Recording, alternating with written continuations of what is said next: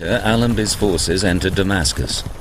With their ally, Faisal's northern army, they had pushed the Ottoman troops north through Palestine into Syria.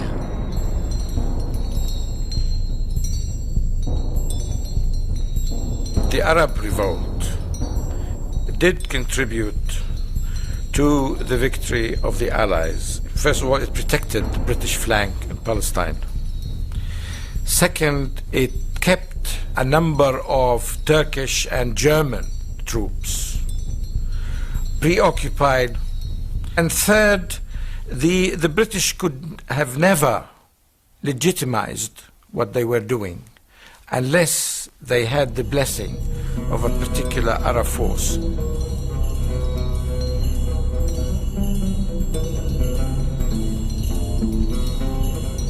On the 3rd of October, the people of Damascus flocked to Faisal's victory parade.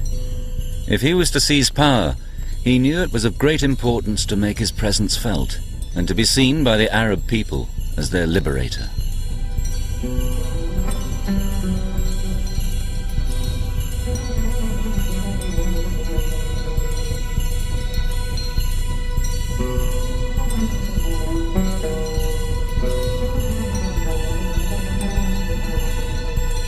Later the same day, however, Faisal met with General Allenby at the Victoria Hotel in Damascus.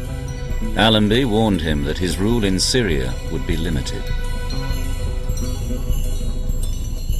The British, by that time, knew that they were going to hand over Syria to the French, so they couldn't actually accept Faisal as a legitimate ruler.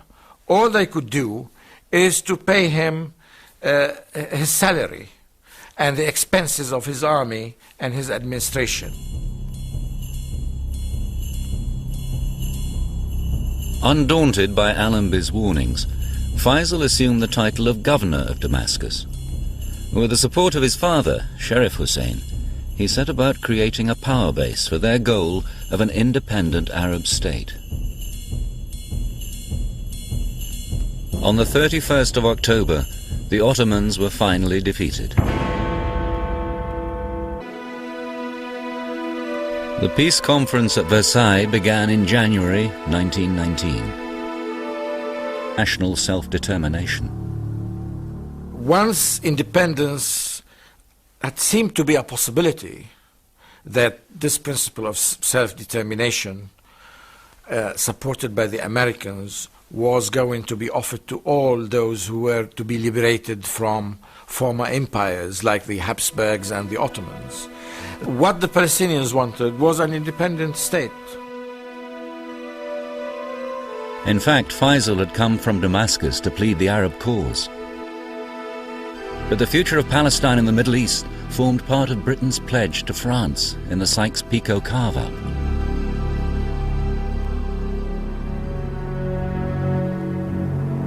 In the event, Woodrow Wilson's principles about self-determination were forgotten when it came to the people of the Middle East. Britain and France were free to go ahead with their agreement. The Versailles Peace Conference was concluded on June the 28th, 1919, with the creation of the League of Nations, the first global institution for peace and security. Its covenant provided that the Arab and other territories ceded by the defeated Ottoman Empire should be administered by mandates, which meant, in effect, that Britain and France were given the authority to impose their rule over the Arab territories.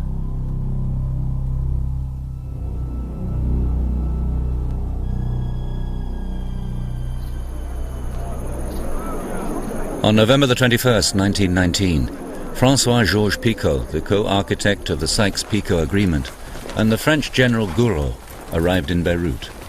And so began the imposition of the French mandate for Syria and Lebanon.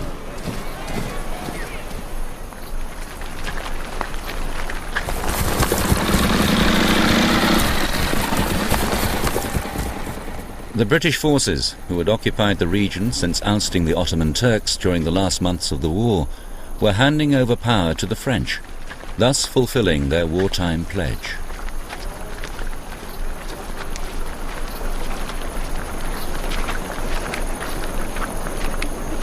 Faisal, who had been the governor of Damascus now for 16 months, had been consolidating his position.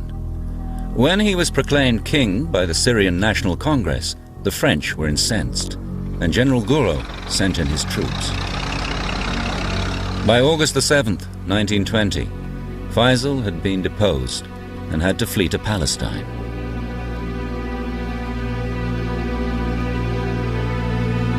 The promises to Sharif Hussein and Faisal of a single independent state were now a distant memory for the Europeans. The whole issue of spheres of influence meant that what was at first appeared to be a willingness to accept a single Arab state was in fact seriously diluted. And then on top of that, of course, the very fact of there being a French area and a British area meant that in effect this was the seed of partition. So you had both independence was denied, but also the unity of this area was denied. The boundaries and governments of the Middle Eastern states that emerged bore the unmistakable imprint of the Sykes-Picot Agreement. The French half of the previously Ottoman province of Greater Syria became the mandate for Lebanon and Syria. The other half became the British mandate for Transjordan and Palestine. In the east, the Ottoman area of Mesopotamia, which included the oil fields of Mosul, was given to Britain as the mandate for Iraq. So this was basically the importance of the Sykes-Picot Agreement, to divide what is called the Fertile Crescent between Iraq and Syria and let Britain get access to the oil of the area and be able to exploit it in the future. But British rule was initially rejected by the Iraqi people until Faisal was installed as king in July 1921. Britain hoped the limited power it devolved to him would serve to placate the frustrated demands for Arab independence. But Sharif Hussein expected more from the British. He never gave up the idea that the British had promised him independence, not only in Arabia, but in Syria and Iraq as well. And he wanted the British to fulfill their promises. Sharif Hussein's dream of an Arab kingdom ruled by the Hashemites was only partially fulfilled.